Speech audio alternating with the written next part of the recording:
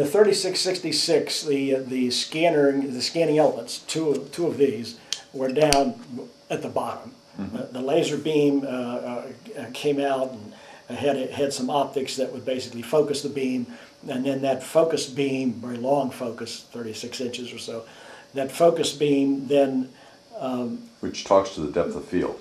You're saying it had about a 36-inch depth of field. No. The 36 inches is where they focused. Oh, okay. The depth of field is the region beyond the focal point over which you can read. Okay. And so after the focus beam left the optics, it went to first an X deflector and then a Y deflector, and it created this Lysogen pattern, and that was the scan pattern in the window. And then just below the window, off to one side, there was a large photomultiplier tube. Okay. And it looked at all of the light coming from the window. In front of that photomultiplier tube was a filter. And that filter basically had a very narrow bandpass around the center wavelength of the helium neon laser, which is 632.8 nanometers.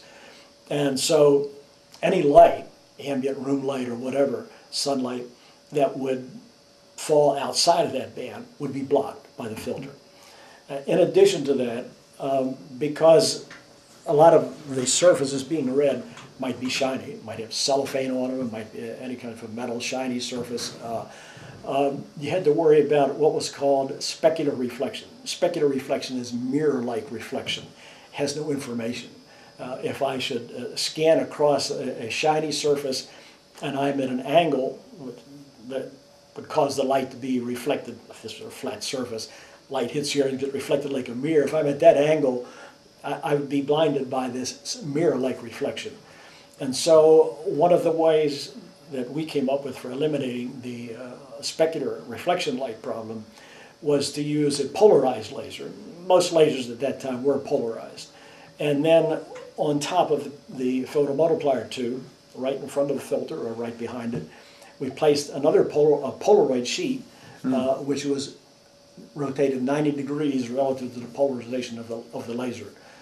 And it's a fact of optics that light that's reflected specularly maintains its polarization direction, whereas light that's reflected diffusely loses that. Direction. Okay. It has random polarization direction, or is unpolarized essentially. So that the specular reflected light was blocked by the Polaroid on the photomultiplier tube, whereas the diffuse light passed right through and it read. Okay. So that was a rather clever solution to the specular reflection problem. Okay. And in the competitor scanners, they used what was also a rather clever device, and that was so-called retroreflection. That is, the beam went out through a large rotating mirror, and that rotating mirror scanned the beam. Light was reflected all over the place, but some of it went back along the same path, got reflected back, picked up by that same rotating mirror, and directed back to a detector, which was off to one side, and a mirror that would have a hole in for the beam going out. Most of that reflected light that would be reflected off the detector on the side. That's called a retroreflective system. And basically, the detector, the image of the detector scans with the spot. Okay. So that you're seeing a detector this big scanning around a spot that big. So it's a nice system. No matter where you are, it's reading. The disadvantage to that system is that the specular reflection kills you. Because it comes right back in the direction. You can't put a cross polarizer on a system like that because it's a retroreflecting system doesn't allow it. So they basically came up with a solution for that problem by tilting the beam relative to the scanning surface. This is the scanning window surface. Instead of coming straight up like we do, they came up this way. Then the mirror-like reflection went off that way. The diffuse light went back this way. Got it. That got them an additional fringe benefit, that when the beam comes out like this, it could read barcodes and items on a vertical surface.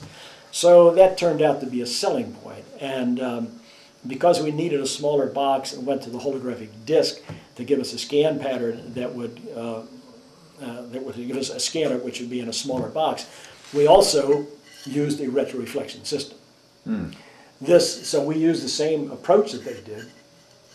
And in this case, the beam comes out and hits one of these holographic facets on the disc, and it's focused by the facet. There's no additional optics. It's focused by the facet itself out in space. And as the disc rotates, the spot scans, light comes back. Some of it's collected by this facet, which now directs it back inside to a photodetector in a manner similar to what the competition does. So what you basically have is a whole bunch of sheets sticking out at various angles. That's right. This comes out, it scans over here, this comes out, scans over here, and you put mirrors up, and it creates a complex scan pattern in the window.